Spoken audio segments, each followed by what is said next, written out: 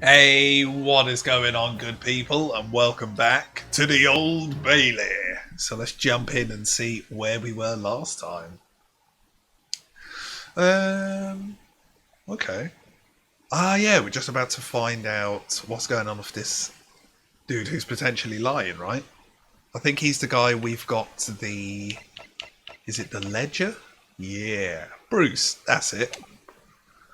And be aware that your answer may have most serious implications upon your future, sir. So, this was one of the few games in recording history where I completely forgot to turn the game volume down for the last 30 episodes. So, it's going to be a bit quieter this episode. Let me know if that's a problem, and I'll just bump it up for the future because I've got to say, I love some of the tunes in this. I wouldn't blame you. Grah. Did you or did you not see the precise moment in time at which the defendant is alleged to have thrust a knife into the victim? Oh yeah, because at this moment in time, he's the only guy who's insisting I definitely saw it, and the other two are like, I wasn't looking at the time. Is he going to lie in court? Uh-oh. Your silence speaks volumes. You did not tell the truth in your testimony. Alright, now let's not make a melodrama out of this.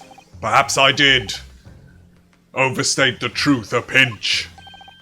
A pinch?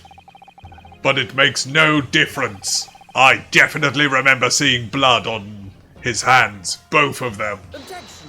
That's a lie, because we've got gloves with only one. And yet, only one of the defendant's gloves, which we have here, has evidence is stained. Yeah, so you keep saying.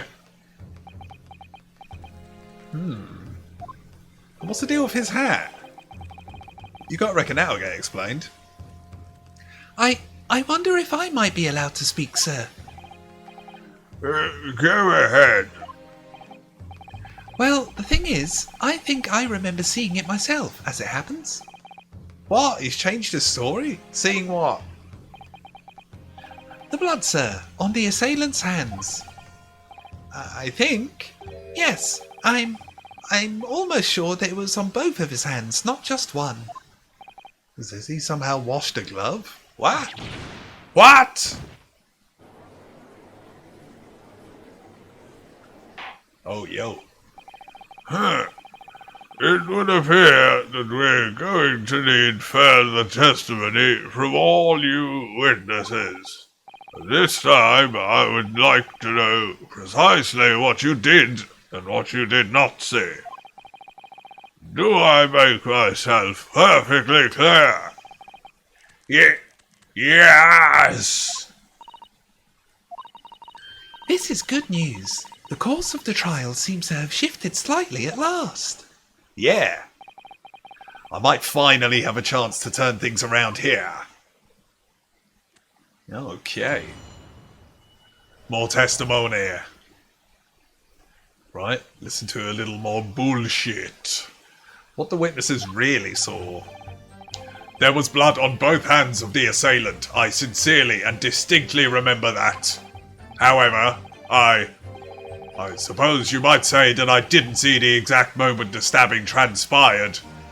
If that matters. I remember seeing the knife, and I remember seeing both of the attacker's hands with blood on them.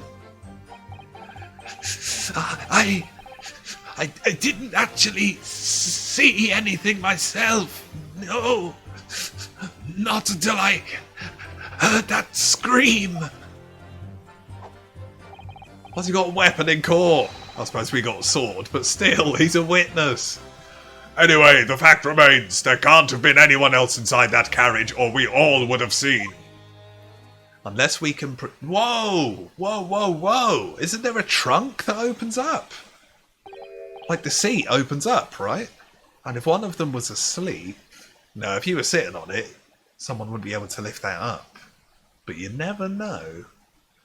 Lo and behold, in truth of fact, not one of you was witness to the crucial moment the crime was perpetrated.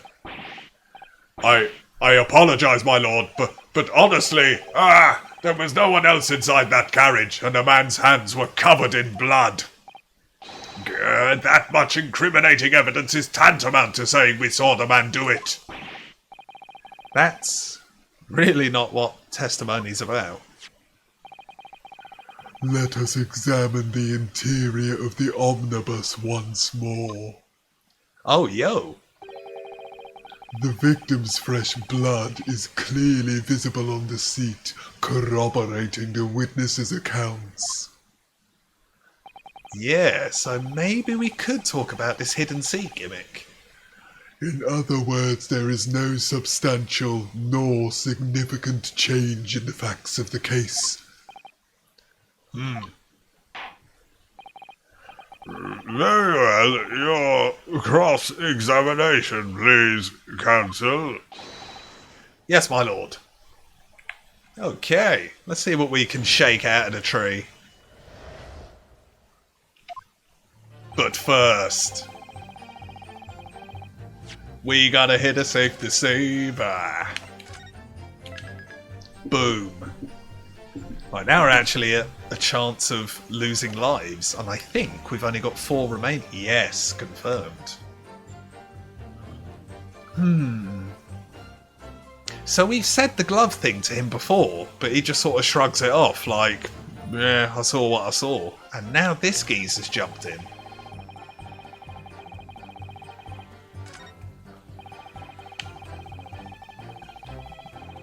Okay.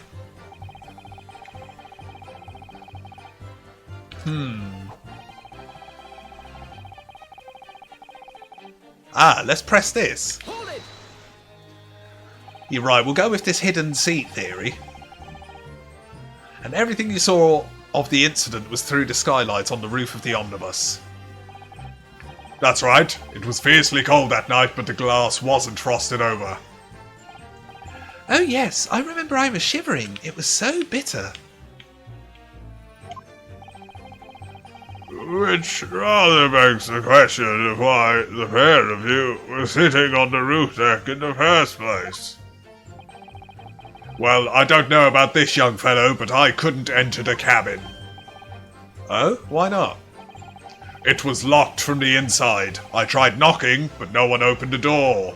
It's probably because they saw you look like an ass from a mile away. It was locked?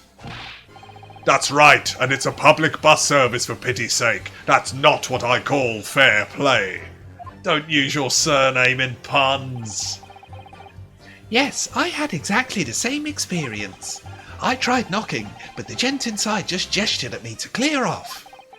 So I had no choice but to climb up to the roof deck and look down longingly into the warm cabin below. Well, I can assure you I wasn't just looking down, I was glaring long and hard.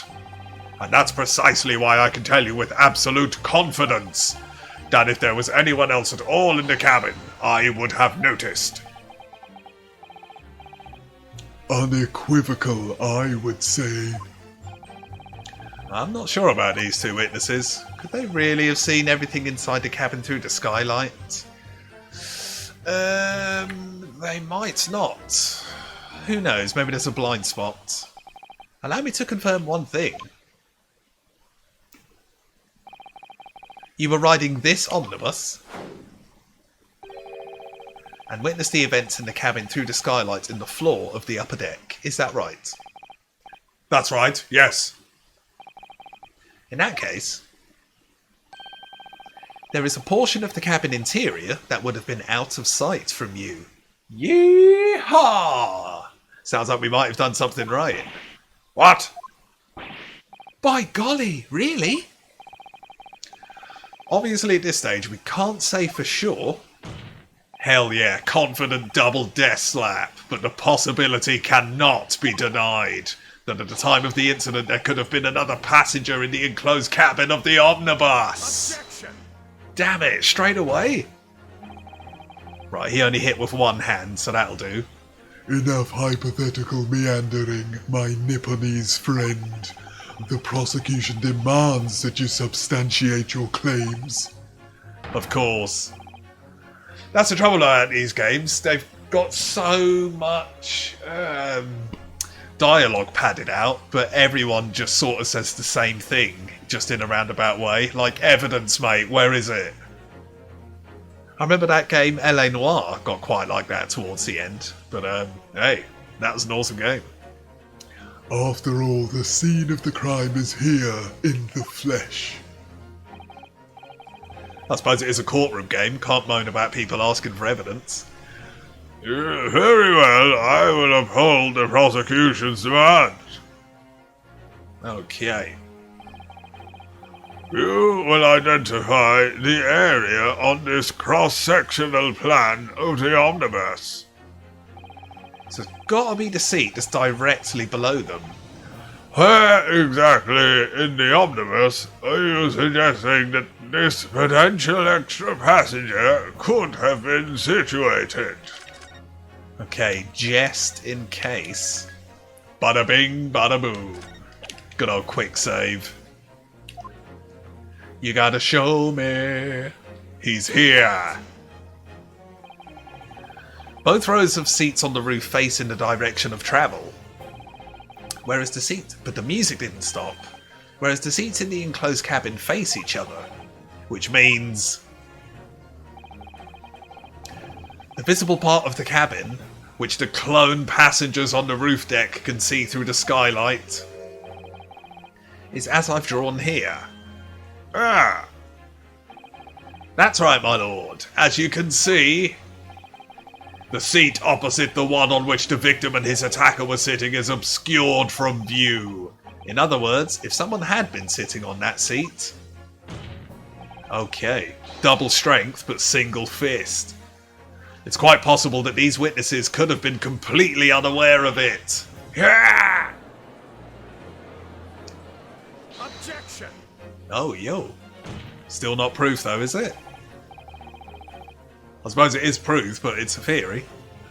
It's quite possible some phantom was sitting there. You Nipponese have a forbidding habit of obscuring the truth with ambiguity.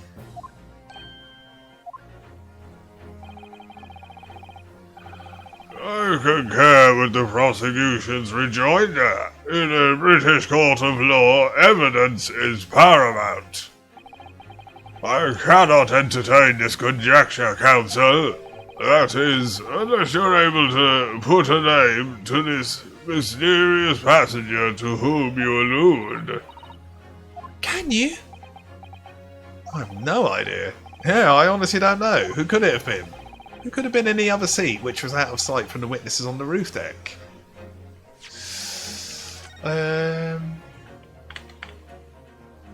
Right, there's potentially no point in doing a safety save here, because if we choose a wrong answer, it may just loop back to this. Can we look at people? We can! The beautiful people! Right, so it can't be any of them, because how could you see yourself? He's dead. It wouldn't be him. It's got to be him, right?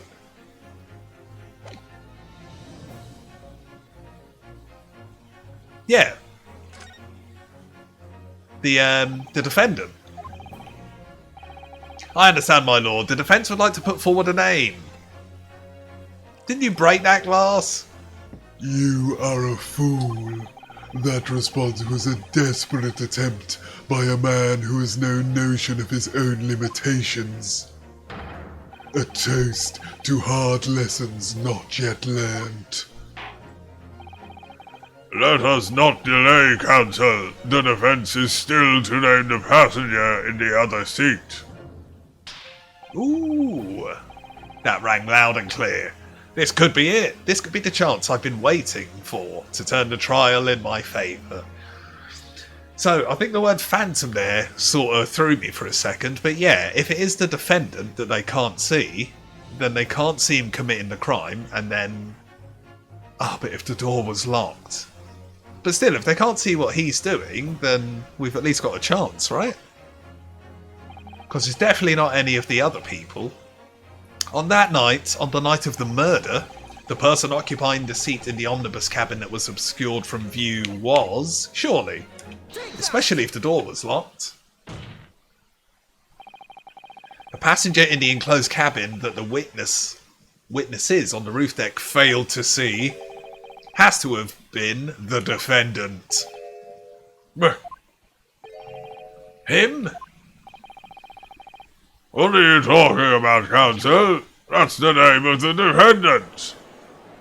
Of course. Objection! Oh God, no. Whoa, he just threw it into the flames? If I desecrate this chamber by smashing my hallowed chalice, do forgive the discourtesy. Lord Van Zyx. People talk of those tiny island nations in the Far East as having a learning and culture of their own, but I see they use the terms ill-advisedly. What are you trying to say? You racist fuck! Let me explain in terms that even a student of an artless backwater such as yourself might understand. Shit, they were sat next to each other! No! Damn it! When the bloody scene unfolded, the victim and his assailant were sitting side by side. Multiple witnesses have attested to the fact. It's the very premise on which this case is built. Fuck, sounds like we're losing a life. Oh, maybe not. But that premise may be wrong. What? If the victim really was sitting beside him, it creates an inconsistency that can't be reconciled in any way. Okay, here we go. What inconsistency, Counsel? The defendant's gloves, my lord. What's that? The left one? I only saw it for a second. Both witnesses made the same testimony. They claimed that there was blood on both hands of the person sitting next to the victim. Oh, yo. Yet we know the truth to be otherwise. Only one glove bears the gory remains. Objection! So yeah, if the geezer next to him was sat with blood all over his hands, that must have been the murderer, which means there was a third person inside? The point is, even in the face of this irrefutable evidence, both witnesses have maintained their stance. Yes, their testimony remains unchanged. Exactly. They both adamantly swear that they clearly remember seeing blood on both hands of the assailant. In short, their memory of events is correct, and their testimony reveals the truth. What? It was somebody else sitting beside the victim that night, a third party we have yet to identify. And the victim's blood was on that passenger's hands, both of them. Objection! Oh, now he's going to start talking about ghosts and stuff, right? Yeah, exactly. So, And who was this third party? what he's going to be like, who is this spectre you speak of? Obviously the true culprit, you idiot! Extraordinary! Okay. Order! Order! Order! What exactly are you postulating? Objection! The defense's postulation is just that, nothing more than conjecture. The witnesses have clearly stated that they saw the accused. But yeah, that view would have potentially blocked their face, so if they were wearing similar clothes. But when elaborating on his testimony, Mr. Fairplace said the two of them were wearing hats and I couldn't exactly make out their faces. Yes. The tops of their heads were obscured by the roof. I could see the rest of them though. Yes, that's right. Both gents were most certainly hatted. Hatters do tend to notice such things, sir. And what particular styles of hat did the two gentlemen sport? I'm afraid I don't remember. And you call yourself a hatter? A mad hatter, maybe? The style of hat makes no difference. There was no third passenger in that cabin. How can you be sure? Because if there had been, the accused would undoubtedly have offered to dispose the fact. Not if it's someone in the ledger or someone he owes something to. Unless, that is, you are proposing an even more preposterous explanation. That the accused failed to even notice the presence of the true culprit in the very cabin in which he travelled. Yeah, if he was in the hidden seat. Ah! And I think they both said they were asleep at some point, right? He's right. If there was another person travelling in the enclosed cabin of the omnibus, and all you'd have to do is climb in that hidden, whatever you call it, hidey hole, before the bus driver gets on, and then you can skip the fare, and then just hop out whenever. It's inconceivable that he would have been unaware of it. Oh, there is clearly a simple solution to this problem. Bring the accused to the stand. Well, what say you, counsel? The prosecution objects, my lord. On what grounds? As a suspect, he will have already made a full statement to the police. But what if there's some reason why he's unable to speak freely? He is no uneducated ruffian. If it indeed turns out the man has been withholding information, Then off with his head. you can be sure it will have been a most deliberate act. Counsel for the defense, what is your opinion? My lord, should we ask him to testify or not? No, let's demand it, man. If the prosecution's like, no, we should definitely not do that, that sounds like he knows it's going to shaft him. And worst case, we'll lose all our lives. But speaking of which, we have not done a safety save in a while. So let's do that. What time are we on anyway? Ooh, not quite cliffhanger time, so let's just go for it. Demand his testimony. It is my right to demand it. Yes, we need to find out what he has to say in order to find out the truth. Good shout. Why are you putting your hand up? The defence would like to call him to the stand. In that case, I would like to hear the opinion of the jury. Oh, this might be bad. Oh, he's sweating. Ah, yes, I need a little more time to consider this. If you ask me, I think we should hear what he has to say. Get the man out of here, I say. It would be utterly illogical not to hear his testimony. When something needs doing, get it done. That's how I run things at the guild. Oh, is it an even split? Hearing what the patron of my favourite little park has to say? Oh, yes, that would be lovely. Is that 4-2? Oh, yeah, he changed his mind. I suppose he's head juror, so he may just have wanted to see how the split was.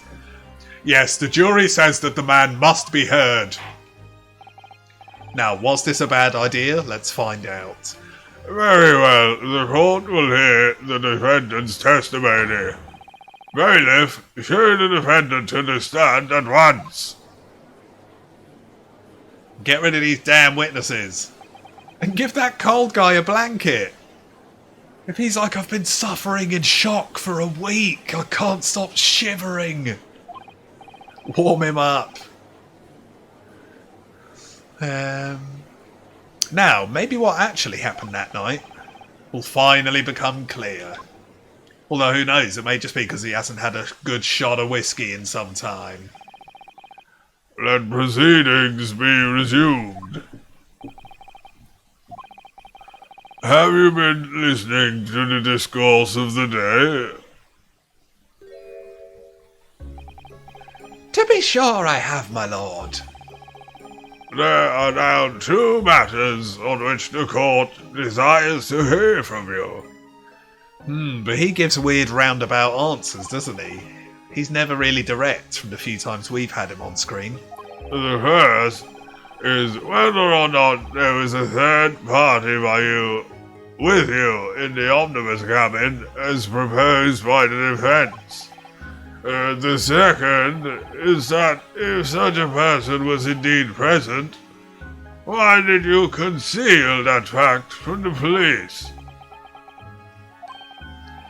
Begad no, 'tis not in me nature to hide anything at all. Just answer the questions, please. The truth of the matter is, I've been desperate about this all along. Do I tell yous all or keep my mouth shut? Tell us what Mr. McGill did. Now, that has got to be a cliffhanger moment. Boom, baby. So let's get the final save of the episode on and leave it there, guys. Right then. If you like the looks of any of the suggested videos flooding your screen at this moment in time, then check some of them out, and more importantly, let me know what you thought, because feedback is always key to growth. If you've missed any of the Great Ace Attorney Chronicles, pretty sure we got it right that time, then yeah, catch up, baby, because the twists and turns never stop. But the main thing, guys, is I hope you're well, thanks for watching, and see you again next time.